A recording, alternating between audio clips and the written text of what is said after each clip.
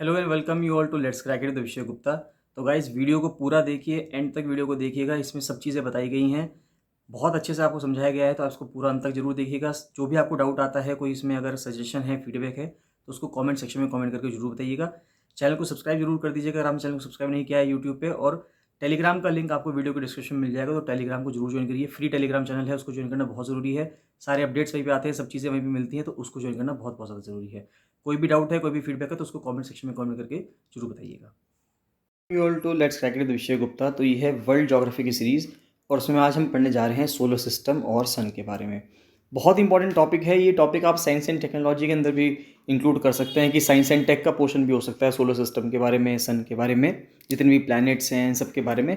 और ये portion world geography के अंदर भी आता है। तो पूरा सोलर सिस्टम समझेंगे, सोलर सिस्टम से रिलेटेड जितनी भी टेक्निकल टर्म्स हैं, ऊट क्लाउड क्या होता है, क्यूपर बेल्ट क्या होता है, एस्टेरॉयड बेल्ट क्या है, सब चीज़ समझेंगे। बहुत ध्यान से आप चलते जाइएगा। कुछ लेक्चर्स की ये सीरीज़ होगी, छोटे छोटे लेक्चर्स बनाए जाएंगे 15-15, 20-20 मिनट के, जिससे कि आपके सब चीज़ें कवर होती चल जाएँ। और आपको अगर आपको नोट्स बनाने हैं तो आप उनके नोट्स बना लीजिए, और अगर आपके नोट्स लेने हैं तो आप ये नोट्स ले भी सकते हैं। तो गाइस, स्टार्ट करने से पहले बताना चाहूँगा, अगर आपने लेट्स क्रैक इट विषय गुप्ता का यूट्यूब चैनल सब्सक्राइब नहीं किया है तो उसको जरूर सब्सक्राइब कर लीजिएगा। और लेट्स क्रैक इट विषय गुप्ता का फ्री टेलीग्राम चैनल भी है, उसको जरूर से जरूर ज्वाइन कर लेना। एफआरओ मेंस के लिए टेस्ट सीरीज चल रही है, तो आप उसको इंक्लूड ज्वाइन कर सकते हैं। आरओ सचिवालय के लिए कंप्लीट प्रिपरेशन बैच चल रहा है।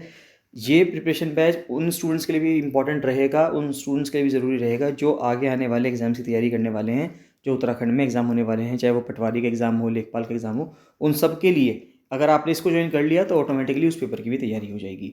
डेली करंट अफेयर्स का आप ग्रुप ज्वाइन कर सकते हैं, और डेली एमसीक्यू जो आते हैं, प्रैक्टिस करने की जो एमसीक्यूज आते हैं, उनको भी आप ज्वाइन कर सकते हैं। इनको ज्वाइन करने के लिए आप 7665804421 पर कॉल या मैसेज कर सकते हैं। चलिए स्टार्ट करते हैं, सोलर सिस्टम से स्टार्ट करते हैं। तो सबसे पहले देखते हैं कि हम इसको सोलर सिस्टम कहते क्यों हैं। जब हम सोलर सिस्टम कहते हैं, यानी कि सूरज होगा और सूरज के चारों तरफ कुछ प्लैनेट्स घूमते हैं, तो इसको हमने सोलर सिस्टम क्यों कहा। तो there are many planetary systems like ours in the universe. तो जिस तरह से हमारा एक प्लानिटरी सिस्टम है, प्लैनेट का, यानी कि एक जो ग्रहों का सिस्टम है, जिस तरह से हमारा है, जहाँ पे पृथ्वी है, मार्स है, जुपिटर है, अलग अलग प्लैनेट्स हैं, with planets orbiting a host star. इसमें यानी कि हमारा इस तरह से पैटर्न है ब्रह्मांड के अंदर, यूनिवर्स के अंदर, कि हम जो प्लैनेट्स हैं वो किसी सूरज की तरफ, किसी स्टार की तरफ चक्कर लगा रहे हैं। Our planetary system is called the solar system because we use the word solar to describe things related to our star. अब हमारा जो सिस्टम है उसको हम सोलर सिस्टम इसलिए कहते हैं क्योंकि जो हमारा स्टार है, यानी कि जो सन है, उसको हम सोलर वर्ड से इस्तेमाल करते हैं, सोलर वर्ड से उसको बुलाते हैं। इस वजह से इसको सोलर सिस्टम कह दिया गया। After the Latin word for sun solis. तो सोलिस वर्ड यूज़ किया जाता है सूरज के लिए, एक लैटिन भाषा का शब्द है।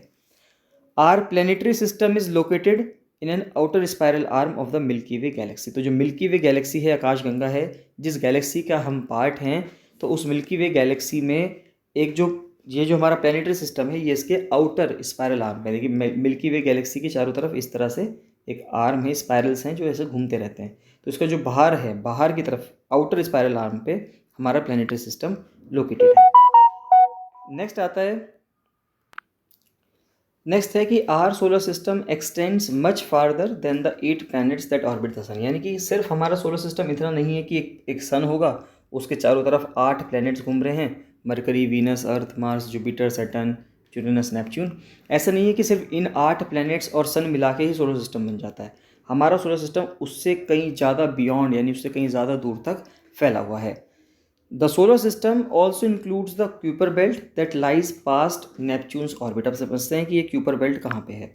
तो अगर आप इस फिगर को देखेंगे तो आप समझ पाएंगे कि ये अगर बीचों बीच सन है और यहाँ पे पृथ्वी है, और ये 8 प्लैनेट्स हैं जो घूम रहे हैं। तो 8 प्लैनेट के बाहर जो आप बेल्ट देख रहे हैं, ये जो बेल्ट होती है इसको हम क्यूपर बेल्ट बोलते हैं। और इस क्यूपर बेल्ट के बाहर भी एक लेयर होती है जिसको हम ऊट क्लाउड बोलते हैं। तो अभी आगे पढ़ेंगे ये ऊट क्लाउड क्या होता है, क्यूपर बेल्ट क्या होता है, सब चीज़ें बहुत डिटेल में समझेंगे, जिससे कि धीरे धीरे सब चीज़ें, जितने भी ये टर्म्स हैं जो आजकल बहुत ज़्यादा एग्जाम में पूछे जाते हैं, स्टूडेंट्स को कन्फ्यूज़ किया जाता है इन वर्ड्स का यूज़ करके, तो वो सारा कन्फ्यूजन आपका दूर हो जाएगा अगर आप सभी वीडियोज़ को अंत तक देखेंगे, बिल्कुल सब चीज़ समझते चले जाएंगे। तो the solar system extends much farther. उसके बाद हमने ये पढ़ लिया कि जो सोलर सिस्टम है ऑल्सो इंक्लूड्स क्यूपर बेल्ट, यानी कि जो नेपच्यून प्लैनेट है, आखिरी प्लैनेट है, उसके बाहर जो आपको बेल्ट मिलेगी वो क्यूपर बेल्ट मिलेगी। ये क्यूपर बेल्ट है क्या अपने आप में? ये स्पार्सली ऑक्यूपाइड है, यानी कि बहुत कम यहाँ पे उल्का पिंड होंगे, यानी कि जितने भी मीटियोर्स हैं, जितने भी पत्थर हैं, बहुत कम होंगे। एक ऑक्यूपाइड रिंग है आईसी बॉडीज़ का, क्योंकि वहाँ पे सूरज से ये बहुत दूर हो गया, तो यहाँ पे ज़्यादातर बर्फ़ की बॉडीज़ हैं, यानी कि ठंडा इलाका है बहुत ज़्यादा।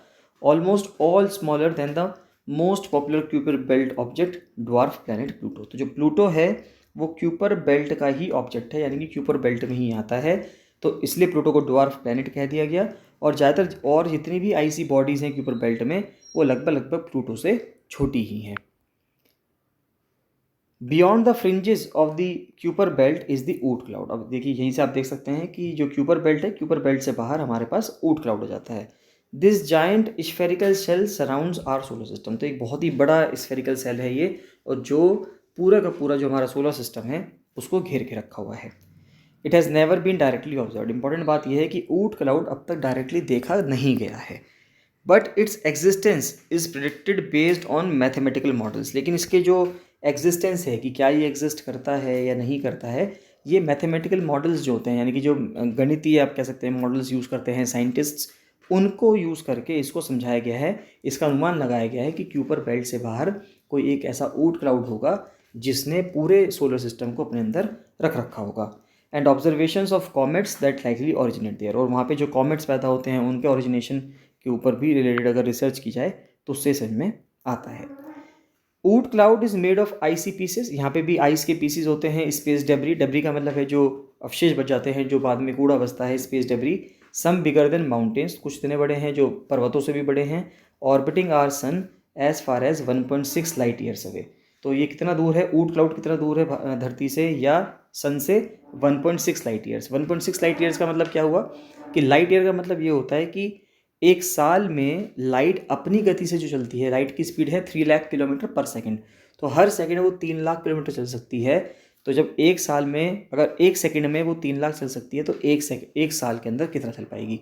तो लाइट जितना 3 लाख किलोमीटर पर सेकंड की स्पीड से एक साल में डिस्टेंस पूरा करेगी, उसी को हम लाइट ईयर कहते हैं। तो ये 1.6 लाइट ईयर्स दूर है। यानी कि लाइट ईयर का मतलब ये हुआ कि अगर कोई डिस्टेंस, मैं कहूँ कि कोई डिस्टेंस यहाँ से लेके यहाँ तक का डिस्टेंस 1 लाइट ईयर है, तो इसका मतलब ये होता है कि अगर मैं लाइट की स्पीड से चलता हूँ तो मुझे यहाँ तक पहुँचने में एक साल का समय लगेगा। और लाइट की स्पीड से चलने का मतलब है कि मुझे 3 लाख किलोमीटर पर सेकंड की स्पीड से चलना पड़ेगा। अगर मैं इतनी तेज़ स्पीड से चलता हूँ तो ही मैं इस जगह से इस जगह तक पहुँच पाऊँगा, अगर मैं इतनी तेज़ स्पीड से पूरे एक साल लगातार चलता रहूँ बिना रुके। This shell of material is thick. अब ये जो शेल है, ऊट क्लाउड का जो शेल है, ये थिक है, extending from 5000 astronomical units to 1 lakh astronomical units. अब देखिए ये जो शेल है, यानी कि ये जो ऊट क्लाउड है, ये 5000 एस्ट्रोनॉमिकल यूनिट से लेके 1 लाख एस्ट्रोनॉमिकल यूनिट्स तक का चौड़ाई है इसकी। अब एस्ट्रोनॉमिकल यूनिट क्या होती है? जो AU है, एस्ट्रोनॉमिकल यूनिट है, इसका मतलब ये है सूरज से, अगर ये सन है और ये धरती है, अर्थ है, सूरज से लेके धरती तक की दूरी, जो सन से लेके अर्थ तक की एक तरफ का डिस्टेंस है, यानी कि अर्थ से सूरज पे चले जाओ या सन से अर्थ पे आ जाओ, तो एक तरफ की जो दूरी है उसको एस्ट्रोनॉमिकल यूनिट कहा जाता है। तो 1 एस्ट्रोनॉमिकल यूनिट क्या है? 1 astronomical unit is the distance from the sun to earth. तो सन से लेके अर्थ तक का जो डिस्टेंस है उसको एक एस्ट्रोनॉमिकल यूनिट कहा जाता है, या 93 मिलियन माइल्स हो गया, यानी कि 150 मिलियन किलोमीटर।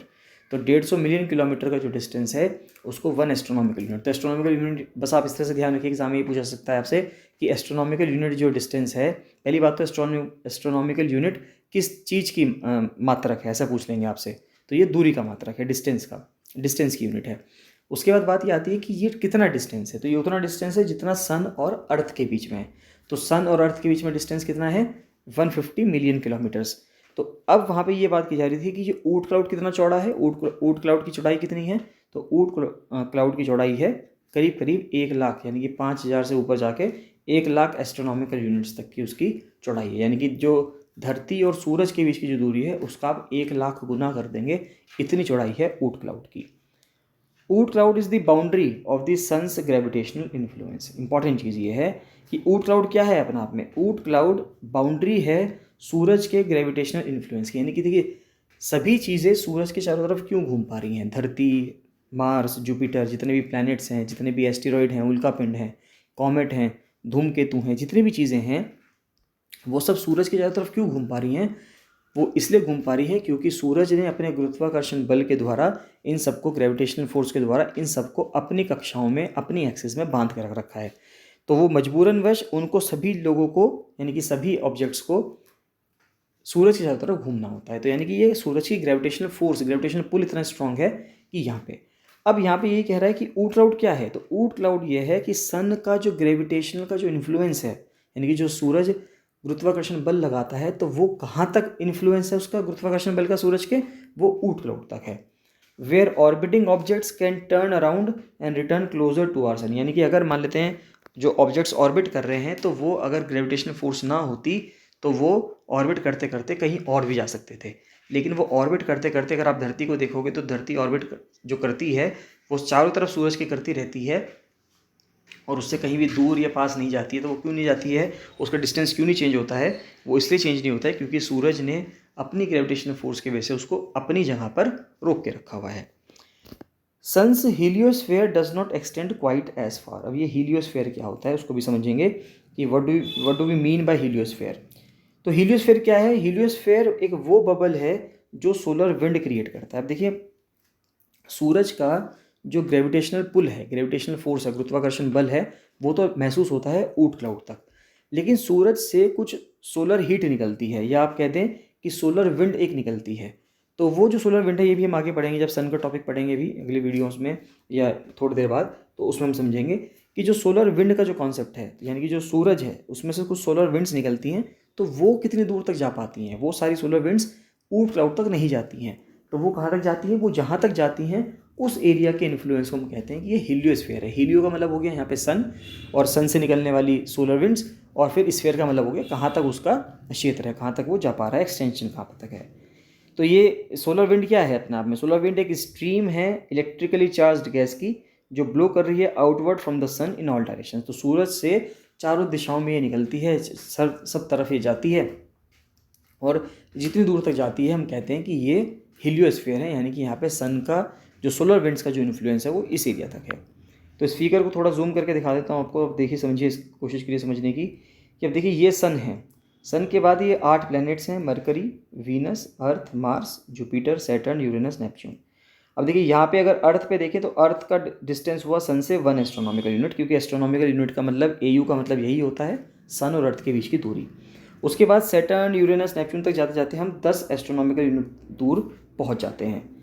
उसके बाद 100 एस्ट्रोनॉमिकल यूनिट पे टर्मिनेशन शॉक आता है, और यहीं पे हीलियोपोज है। यानी कि हीलियोपोज कहाँ पे, यानी कि सन से लेके, क्योंकि सन से सोलर विंड्स निकल रही हैं, सन से लेके 100 एस्ट्रोनॉमिकल यूनिट तक जो इन्फ्लुएंस रहेगा वो हीलियोस्फीयर, उसको हम हीलियोस्फीयर कहेंगे। उसके बाद फिर और आगे जाएंगे, 1000 एस्ट्रोनॉमिकल यूनिट पे जाएंगे, 10,000 एस्ट्रोनॉमिकल यूनिट पे जाते हैं, तो वहाँ पे ऊट क्लाउड आ जाता है। और ऊट क्लाउड के जैसे ही पार जाएंगे तो इंटरस्टेलर मीडियम आ जाता है। देखिए इंटरस्टेलर का क्या मतलब है, इंटर का मतलब है अंतर्राज्यीय या अंतरीय, यानी कि 2 चीज़ों में, और स्टेलर का मतलब है यहाँ पे स्टार।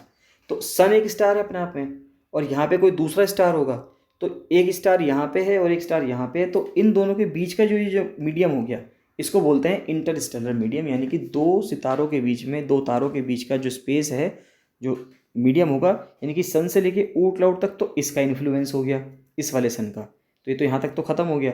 अब यहाँ पे सन है तो इसका इन्फ्लुएंस यहाँ से शुरू हो गया फॉर एग्जांपल, तो ये जो बीच का स्पेस बचा, ये बीच का स्पेस क्या हुआ, ये इंटरस्टेलर मीडियम हुआ। तो फिर कहता है द बाउंड्री वेयर द, अभी नेक्स्ट जो फोटो है उसमें और अच्छे से समझेंगे। The boundary where the solar wind is abruptly slowed by pressure from interstellar gases is called the termination shock. अब टर्मिनेशन शॉक क्या है, ये वो बाउंड्री है जहाँ पे सोलर विंड को एब्रप्टली एकदम से वो स्लो हो जाती है, किस प्रेशर की वजह से, इंटरस्टेलर गैसेस के प्रेशर की वजह से, तो उसके वजह से उसको टर्मिनेशन, यानी कि एक शॉक लगता है और वहाँ पे वो टर्मिनेट हो जाती हैं। तो ये कहाँ कहाँ होता है, ये 80 से लेके 100 एस्ट्रोनॉमिकल यूनिट जब हम आ जाते हैं डिस्टेंस सन से, वहाँ पे जाके होता है। 2 नासा के स्पेसक्राफ्ट लॉन्च किए गए थे 1977 में, 1977 में, उसने टर्मिनेशन शॉक को पार किया था। यानी कि जो नासा ने धरती से 2 मिशन भेजे हैं, तो वो धरती से पार होकर यहाँ तक जाते जाते, यानी कि इस टर्मिनेशन शॉक को पार करके आगे पार इससे निकल गए हैं। तो एक तो भेजा था वॉयेजर 1 ये 2004 में, और एक वॉयेजर 2 2007 में। 1977 में लॉन्च किया गया था, वॉयेजर 1 ने 2004 में उसको पार किया, और वॉयेजर 2 ने इस टर्मिनेशन शॉक को 2007 में पार किया। तो वॉयजर 1 वेंट इंटरस्टेलर इन 2012 और वॉयजर 1 जो जा रहा है, वॉयजर 1 ने ऊट क्लाउड भी पार कर लिया और वो फिर इंटरस्टेलर जा रहा है वो 2012 से। और वॉयजर 2 जॉइंड इट इन 2018 और वॉयजर 2 भी 2018 से जा रहा है। But it will be many thousands of years before the 2 voyagers exit the Oort cloud. अच्छा, ये जो अब निकल चुके हैं ये इंटरस्टेलर जाने की यात्रा पे निकल चुके हैं, लेकिन इन्हें कई हज़ारों साल लगेंगे ऊट क्लाउड के अंदर से पार करने में। यानी कि ऊट क्लाउड आप समझ सकते हैं अब अपने आप में कि ऊट क्लाउड कितना स्पेशियस है। यानी कि 1000 एस्ट्रोनॉमिकल यूनिट यहाँ पे शुरुआत हो रही है और यहाँ पे आते आते 1,00,000 एस्ट्रोनॉमिकल यूनिट है। यानी कि 99,000 एस्ट्रोनॉमिकल यूनिट का डिस्टेंस में फैला हुआ है ऊट क्लाउड।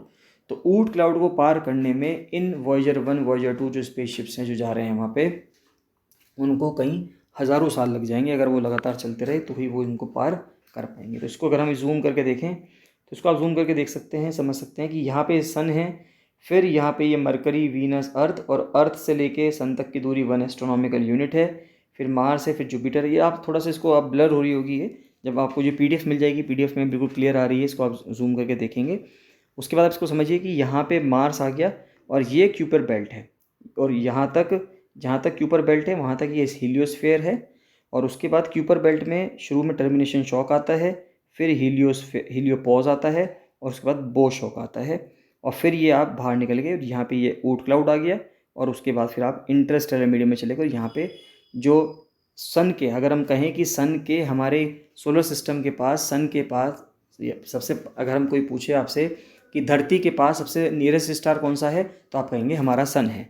और सन के पास सबसे नियरेस्ट स्टार कौन सा है, तो हम कहते हैं प्रॉक्सिमा सेंचुरी। प्रॉक्सिमा सेंचुरी कहते हैं या अल्फा सेंचुरी कहते हैं। तो प्रॉक्सिमा सेंचुरी और अल्फा सेंचुरी 2 या 3 स्टार्स हैं वहाँ पे। तो उन 3 स्टार्स का जो ग्रुप है उसको हम अल्फा सेंचुरी, प्रॉक्सिमा सेंचुरी कहते हैं। तो भी वो भी आगे पढ़ेंगे इसमें हम। तो यहाँ पे नियरेस्ट स्टार जो है वो यहाँ पे है प्रॉक्सिमा सेंचुरी या अल्फा सेंचुरी। नेक्स्ट देखते हैं मून्स के बारे में। अगर हम देखते हैं तो चलिए मून्स को हम नेक्स्ट वीडियो में कवर करेंगे, नहीं तो वीडियो काफ़ी लंबी हो जाएगी। ऐसे ऐसे करते करते हम इसको सबको कवर करते चल जाएंगे। आप बने रहिएगा, अंत तक वीडियो को देखिएगा। कोई भी डाउट आता है, कोई भी आपका फीडबैक है, कोई भी सेशन है, तो उसको कमेंट सेक्शन में कमेंट करके जो बताइएगा। चलिए मिलते हैं नेक्स्ट वीडियो में। So thank you and bye bye.